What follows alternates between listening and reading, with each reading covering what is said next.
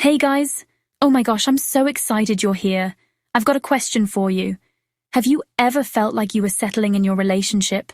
Like, you know that feeling when something's just not quite right? Well, grab your favorite snack because we're about to dive into some real talk about relationships. And trust me, you're going to want to stick around till the end. I've got some juicy insights that might just change your love life. So, what does it even mean to settle in a relationship? It's kinda like when you're craving a gourmet burger, but you end up with a sad, soggy fast food patty. You know what I mean? Settling is when you're in a relationship that's just meh. It's not terrible, but it's not great either.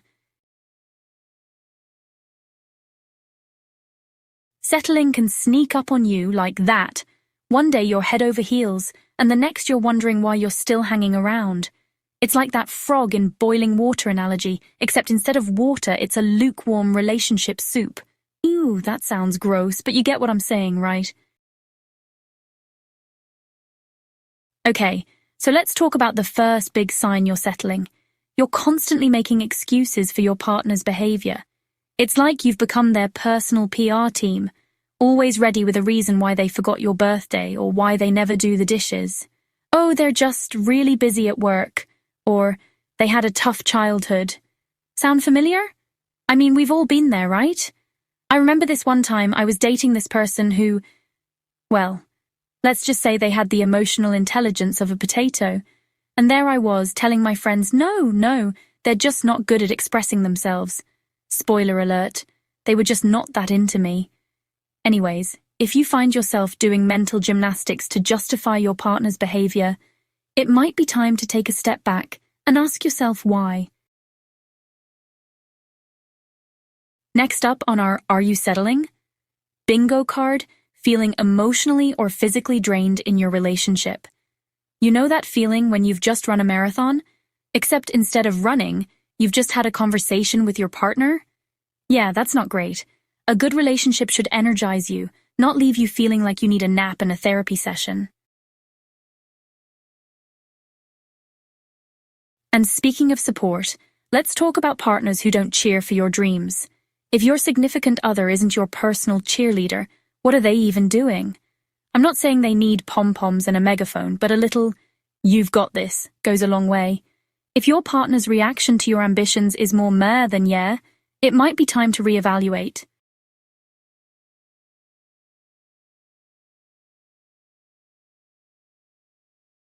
Alright, let's chat about red flags. You know, those little warning signs that pop up in a relationship. They're like those big danger signs you see in movies right before something goes terribly wrong. But here's the kicker. So many of us see these red flags and just ignore them. Why? Because we're scared of being single. It's like we think being in a not-so-great relationship is better than being alone. But guys, let me tell you something. Being single is not a disease. It's not something you need to cure. It's an opportunity to focus on yourself, to figure out what you really want, to binge watch that show your ex hated. So, if you find yourself turning a blind eye to red flags because you're afraid of flying solo, it might be time to embrace your inner independent badass. Okay, so here's a big one. Are you afraid to express your needs and desires in your relationship? If you're walking on eggshells, constantly worried about upsetting your partner, that's a huge red flag.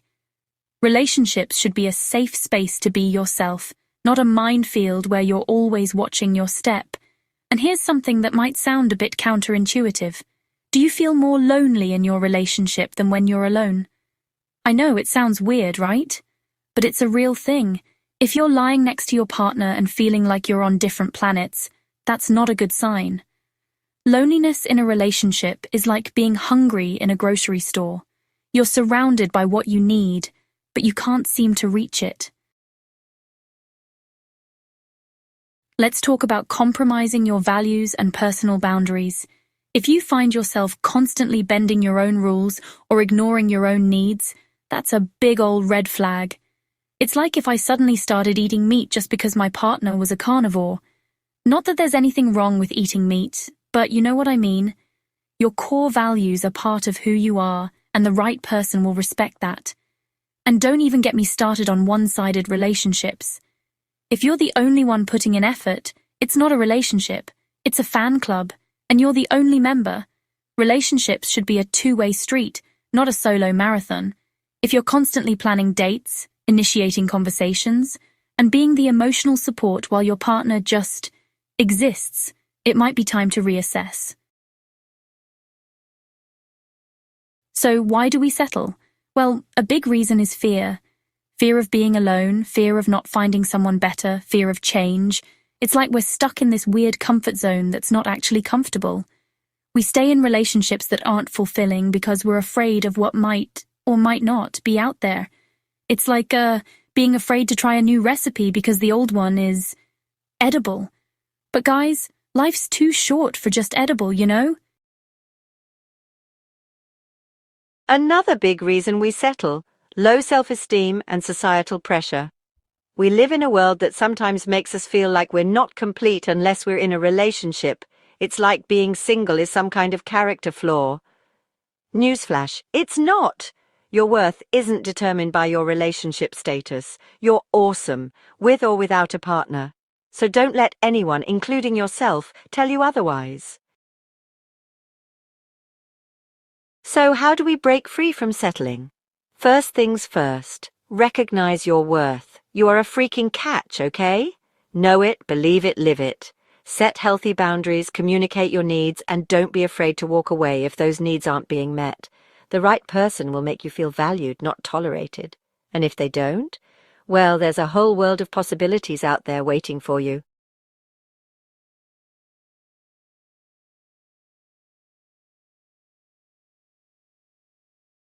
All right, guys, that's all the relationship tea I've got for today. Now it's your turn. Have you ever settled in a relationship? What did you learn from it? Drop your stories in the comments. I'd love to hear from you.